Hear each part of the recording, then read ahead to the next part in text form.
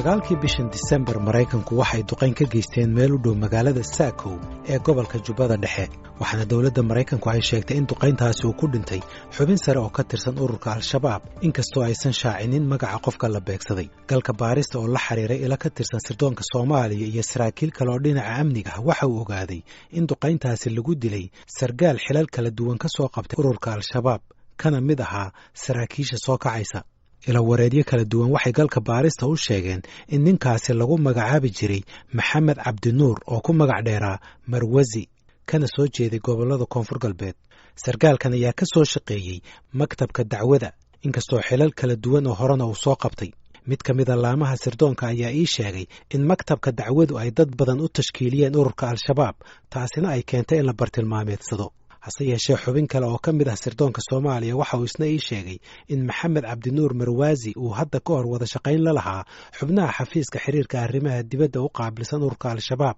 gaar ahaan la macaamilka ajaanibta dhowr maalmood ka hor duqeynta Maxamed Cabdinuur Marwazi dawladda Maraykanku waxay dhinaca kala shaacisay inay dib u soo cusboonaysiinayso abaalmarin dhan $5 milyan oo saarnayd madaxa Jihaad Zarwan Mustafa oo ka tirsan saraakiisha ururka Al-Shabaab ahna muwaadin u dhashay dalkan Maraykanka saraakiil dhinaca amnigu waxay ii sheegeen in Jihaad Zarwan Mustafa uu isku hayay ilaa 3 jago oo kala duwan kuwaasi oo kala ah ku-xigeenka madaxa qaybta sancada ama farsamada qaraxyada xubin ka tirsan hoggaanka iclaamka ama warbaahinta iyo inuu xubin ka yahay golaha shuurada ee ururka Al-Shabaab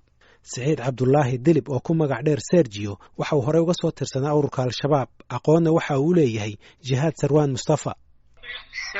Jihaad Mustafa Axmed Gurey wuxuu yimid Soomaaliya xilliga maxaakiimta wuxuu ka mid ahaa raggii muhaajiriinta maaragtay xilligaas waddanka soo galay dagaalkii mataqaanaa iidaal ka qayb qaatay kadib markii maaragtay xashidadkii maaragtay soo galeen waddanku wuxuu ka mid ahaa raggii u cararay maxaan ku yiraahdaa Jibooyin 2009 waxaa la dilay ninka la yiraahdo Nabhaan markii la dilay ninka waxa mas'uul looga dhigay muhaajiriinta markii muhaajiriinta waxa mas'uul ka Nabhaankii booskiisa u qalay 2009 iyo 10 iyo 11 dagaalada hadana waxaa bilaabay xamarka maaragtay dawladda iyo shabaab ku dhex maray marka muddadaas maaragtay wuxuu mas'uul ka muhaajiriinta oday u ahaa dagaaladaas inta badan uu ka qayb qaatay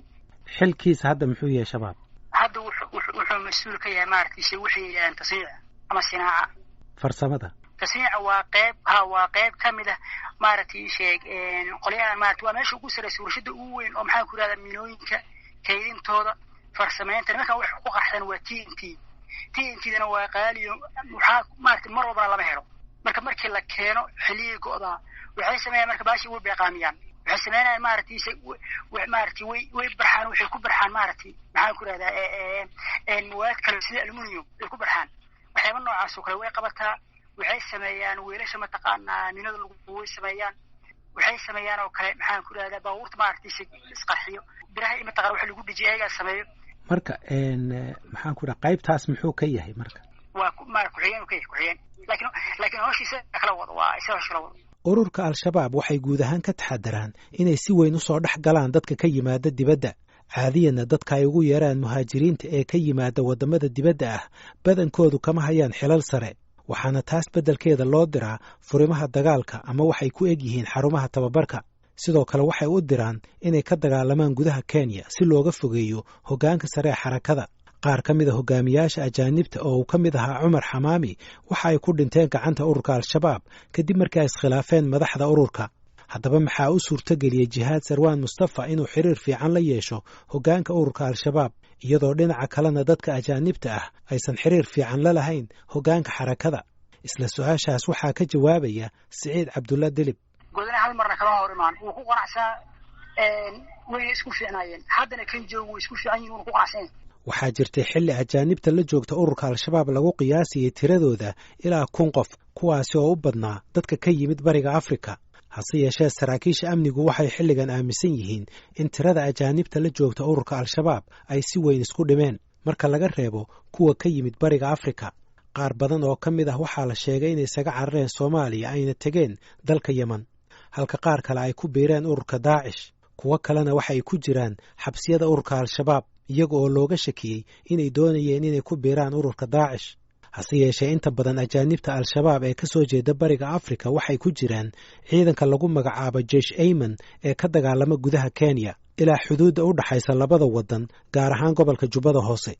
ajaanibta aan ka imanin bariga afrika ee la joogta al-shabaab badankoodu waxay ahaayeen kuwo loo jeediyey dhinaca tababarada iyo qaraxyada khubarada sirdoonku waxay aaminsan yihiin in ajaanibtan ay yihiin kuwa inta badan keenaya khibradda iyo farsamada kala duwan ee qaraxyada inkastoo xilligan ay soomaalidu yihiin kuwa si buuxda u hogaamiya xarumaha qaraxyada ayaa ururka al-shabaab ay xilligan horumariyeen farsamadooda sida ay aaminsan yihiin khubarada dhinaca argagixisada ee soomaalida iyo ajaanibtuba khubarada qaramada midoobay ee la socodka cunaqabataynta Soomaaliya saaran ayaa warbixin ay bishii hore daabaceen ku sheegay inay heleen caddayn qeexan oo muujinaysa in ururka al-shabaab ay adeegsanayeen qaraxyo ay iyagu sameeyeen tan iyo bishii Juulaay 2017 waxay sheegeen khubarada qaramada midoobay in shaybaar lagu baaray qaraxyada ay samaystaan al-shabaab shaybaarkaasi oo ay leedahay hay'adda dambi baarista Mareykanka ee FBI-da natiijadeediina dib loogu celiyey khubarada qaramada midoobay ee la socodka arrimaha Soomaaliya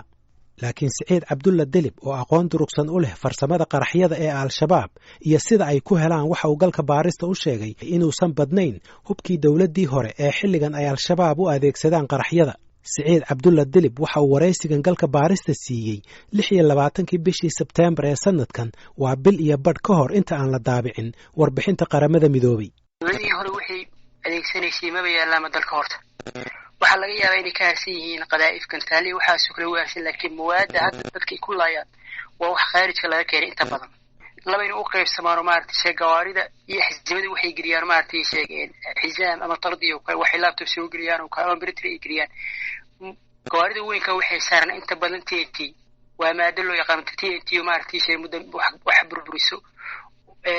waxa nitroterwin ala maartay saddex labaas maadi ka kooban tahay khaarijkan laga keenay inta badan Yemen laga keenay waxa laga soo dejiyaa meesha la yiraahdo Qandara niman maartay shibrad badeed iyo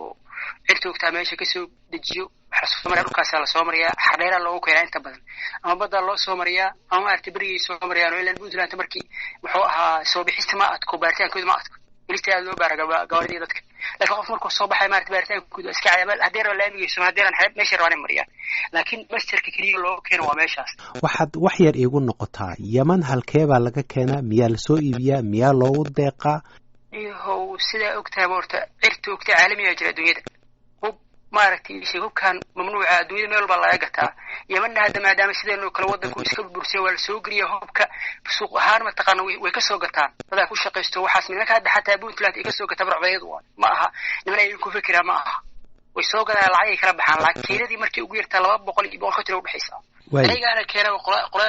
qolada barcbadeedkan ee togtoolada ayaga soo qaado gaalkacay keenaan lacagtu waxay siyaa markay keenay meesha la yiraahdo xareere markii lacagta bixiyaa saraakiil hore uga tirsanaan jiray sirdoonka Puntland ayaa sidoo kale u sheegay galka baarista in al-shabaab hubka ay ka soo dejiyaan xeebaha Puntland iyo xeebo kale oo ka tirsan Soomaaliya Cabdirasaaq Ciise Khaatumi waxa uu ahaan jiray agaasimihii hore ee hay'adda nabad sugidda Puntland hubka Soomaaliya soo gala wuxuu ka yimaadaa markii ugu horeysa Yemen gacanka cadan buu ka yimaadaa Yemen marka hubka ma samayso iyo laftigooda waxay ka keenaan dhul kale dawlado kale oo ay ka mid tahay Iran waxaa la sheegaa iyadana in marka qaarkood laga keeno Pakistan hubkaasna waxaa keena dad saraakiil hore ahaan jiray oo dawladda Yemen oo si beddelay inay gaarsadaan hubka waa gartay halkee ugu badan ka soo degaan waxa ugu badan oo ka degaa waxa weeyaan meesha la yiraahdo qaaga reerka Sanaag bariga Gardafu xataa badacas iyo meesha la yiraahdo Xaradheer saddexaas meel ugu badan hubkan dadka Kenya ma ganacsato Soomaaliyeed ba ma maamula ma waxa weeyaan kooxo argagixiso waxaan inagu maqashoonahay inay yihiin dad ganacsata hubka ka ganacsada mana aha Soomaali kaliya Afrikada badankeed galbeed dhan waa la geeyaa Afrikada maxay tahay ilaa laga soo bilaabo Suudaan hubka waa la geeyaa xabta badacas oo ka baxa marka ma aha Soomaaliya kaliya dadka ka ganacsada waa dad ganacsata waxay ka iibiyaan cid kasta oo dalab ganacsata oo ku jiraan Daesh iyo al-shabaab dabcan waxa laga iibiyaa qabaa'ilada oo hadda waxa noqotay nidaam habka qaybsiga beesha ma hubaysna baad maqlaysaa iyo wada qabi karo beesha waa beesha hubeysan marka beeluhu waxay inta badan isu hubayaan inay miiska waxaajeedka ay maxay tahay si fiican uga doori karaan. waxay isu hubayaan inay maxay tahay qabiilo kale isku dhac iskaga ilaaliyaan. sometimes waxaa laga yaabaa hubku inuu sababo iyadoo aan dagaalba dhaceen qabiil markuu hub helo inuu hamgeliyo inuu cid kale weeraro, marka wuxuu fududeeyaa in dagaal dhaco. wuxuu mas-uul ka yahay xasiloonidarada ka jirta dalka badankeed. hubkaas ayaa shidaal u ah. waxa iibsada hubka dad siyaasiyiina oo iyaga waqtigooda awood ka doonaya ama dowladda ku jiran ama ay ku jirin. waxa iibsada kooxaha argagixisada, waxa iibsada dad kaloo shakhsiyaad ganacsadayaal ah. marka hubka hadda waxa weeye faraq kulul buu Soomaaliya ku hayaa. lacag adagna way ku baxdaa oo dalka dee kusoo galaa, haddana waxaa khasaare ahayn ma soo kordhiyo. kale haddii aynu dib ugu laabanno Jihaad Sarwaan Mustafa, waxaa galka baarista ay u sheegeen xubno ka tirsanaan jiray ururka Al-Shabaab in xafiiskaasi farsamadu ay sameeyaan hindisayaal badan oo ay ku horumarinayaan farsamada qaraxyada iyo xeeladaha loo adeegsado. waxaa kaloo xitaa ay hindiseen xafiiskaasi gantaal ay hindiseen farsamo yaqaano ka tirsan ururka Al-Shabaab. Siciid Cabdulla Dilib waxa uu galka baarista u sheegay in qaybta sanaacada ee uu ka tirsan yahay Jihaad Sarwaan Mustafa ay isku dayaan inay kolba hindisaan farsamo cusub oo aan ku koobnayn qaraxyada, balse sidoo kale ay hadda ka hor isku dayeen inay farsameeyaan gantaal. fikradda samaynta gantaalka waxaa iska lahaa madaxii hore ee qaraxyada ee ururka Al-Shabaab Ibraahim Cali Cabdi Anta oo lagu dilay duqayn Maraykanku ay ka geysteen agagaarka Jilib bishii Diseembar 2014. waxay ka naqaashin waxaa kamid ah inay gantaalo sameeyaan oo maaragtay gantaalka maadada yiraahdaan daaficado gantaalka riddo ama tuurto in la sameeyo. waxyaaba noocaas ka naqaashin wixii oo dhan way socon waayeen markii dambe. gantaal noocee ayay ka fikireen inay sameeyaan? gantaalada mataqaana la rido oo maaragtay sheeg oo waxay ka koobiyeen kolley maaragtay Filistiin meelaha saarto gantaalada mataqaana maxalliga ah maaragtay kusayska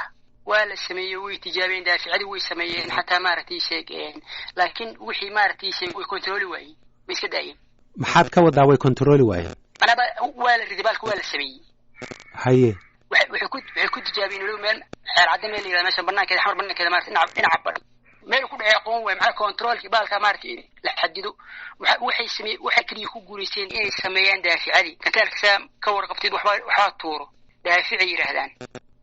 daaficadii yaa la sameeyey dabaa gadaal lagaga qabtay way gubatay baalka bisay daaficadina baalka way tuurtay.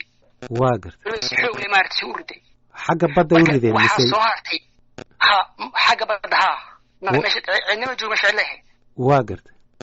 waxaa soo haray marka waxaa maaragtay sheeg dafciga waa la helay baash inay wax rido laakiin controlkii ma intay gaari kartaa ma waxaasi mataqaana heli waayeen. marka maxay muhiim ugu tahay inay kontroolaan? way u baahan yihiin haddii maaragtay heli karaan baalkan maaragtay inay cabirkiisa oo kale helaan meesha ku ridi karaan haddii ogaan karaan baalka maaragtay kilomitaraadka iyo meeshaas ku dhufa karaan diraan meel walba ku dhufan lahaayeen. waxay ku guuleysteen kaliya inay mataqaana dafcigiisa baalka inay ridaan kaliya ku guuleysteen laakiin haddii rido intuu taga ma 20 mitir kaliya ku dhaca 100 mitir ma gaar ma qofku wuxuu rabaa moogtay hadaf wax ku dhufto. marka fikraddii ma halkiibay ku dhimatay mise mar kale sii wadeen? waa kolley markaas dib in loo soo bilaabay kala maqan laakiin ragga markaas ka shaqeynaya hadda wax ka noolaan jirin. sida ay Al-Shabaab u kobciyeen awoodooda samaynta si lamid ah waxay badbedelayeen xeeladahooga. sidoo kale waxay bedelayeen noocyada qaraxyada iyaga oo ku bilaabay wadada dhinaceeda goor dambana ku xiray baabuurta. xataa waxaa dhacday qaraxyo lagu xiray geedaha korkooda kuwaasi oo lala bartilmaameedsanayay dadka hoos fadhiista ama hoos mara ama ag mara geedaha. waxaa sidoo kale Al-Shabaab ay qaraxyada ku rakibeen kombiyuutarro iyagoo isku dayay inay ku soo ridaan diyaarad bishii Febraayo 2016. khubarada dhinaca amniga iyo xubno hore uga soo goostay Al-Shabaab waxay galka baarista u sheegeen in ururka Al-Shabaab ay xataa ku hamiyeen in diyaaradaha dharowniska ah ay ku rakibaan qaraxyo si ay ugu bartilmaameedsadaan shakhsiyaad gaar ah oo dhex maraya magaalada iyadoo laga hagayo meel fog. Siciid Cabdulla Dilib oo hore uga tirsanaan jiray Al-Shabaab waxa uu xaqiijiyey in damacaasi uu ku jiro ururka Al-Shabaab. diyaaradaha dowladda kula sheegay horta waxaa nooca la yiraahdo way DJI waa nooc inta badan shacabka isticmaalaan oo cilmiyiinta iyo muxuu ahaa iyo dadka lamid ah isticmaalo. waa baqalee oo maaragtay sheegeen awoodaha loo diraa ilaa waxay ku maqnaan kartaa 30 daqiiqo. cilmiyiinta isticmaalo maaragtay iskaabirta lagu xiraa kor saas wax looga duubaa xataa Soomaaliya way taalaa cilmiyiinta Soomaaliya way isticmaalaan waa arkay marka ayagu waxay rabaan inay si kale ugu faa'iideystaan ileen baabuurtii soo gelinta xamar way adkaatay oo wax badan la qabtay meelihii weerara meelihii wax ku dhufan jireen kulli maaragtay waa inay gaaraan way ku adkaatay. marka nimankan aslaba maaragtay sheeg haddii wada ay ka xirato midkay raadiyaan maraan مثلا baasha la shaqada gorbaan la keenay waxay keeneen markii laamiyada la dhisay oo muxuu ahaa dalka la dhijiyay markii midooyinka waxay gelin jireen dhulkay gelin jireen laamiyada ma dhismo lagu bilaabay la dhijiyay markii waxay ma gelin karaan laami mar tani su'aal li fiiro maxaa ku raada istikriska bataqaar gaari lagu dhijiyay marka hadda maadaama maaragtay isay gawaarida maaragtay soo geeyay xamri ku adkaatay waxay ku fikireen ma taqaana in bahaladaasi kaga faa'iideystaan wax ku xiraan oo ay ku carqalad kaga sameeyaan maaragtay meesha ku fikiraan iyo wax ku sameeyaan ay ku sameeyaan waa gartay xagee marka waxay saari karaan wax badan ma aha xataa maaragtay waxaan ra'yi maaragtay safir hadda dhexdooda wareegayso waxay sheegeen way wax la dhameeyo maaragtay sheeg oo diyaar ma aha laakiin in laga warqabo fiican marka wax yar ii sharax sida ay rabaan inay isticmaalaan waxay rabaan inay magaalada ku kiciyaan oo ay meel wax kaga tuuraan mise waxay rabaan droniska oo qarax ku xiran yahay inay qof ku dhuftaan ama dhismo ku dhuftaan sidee bay wax qorshahoodu waa sidee marka horta taargetkooda ugu weyn waa in ay xamar wada ka dhacay si lagu geyn karayo xamar martaqana waxaan kaga dhici karaan xamar waa in marxad amar waa in caalamka aan laga dhigin xamar aan nabada inaan la dhihin وهذا ما أعرف واحد صار نوع عقاتين صاروا ما أعرف اللي حمل ونوض ما أنا الأداء الشيء كمتي كراري كوب حتى ما أعرف شيء عيار اللي جبتها كل عياري وحياة النوع اسمع إن وضع كيس أنت سانو سيجرو تارجي تقول وقتها أنتاس واقعت ما راح يوصل ودين ودين كرتها راح ما أعرف راح يحمل سوقي ولا ودروقي ما أعرف شيء واحد يودك كده اسمه وجرام شعب كوبابو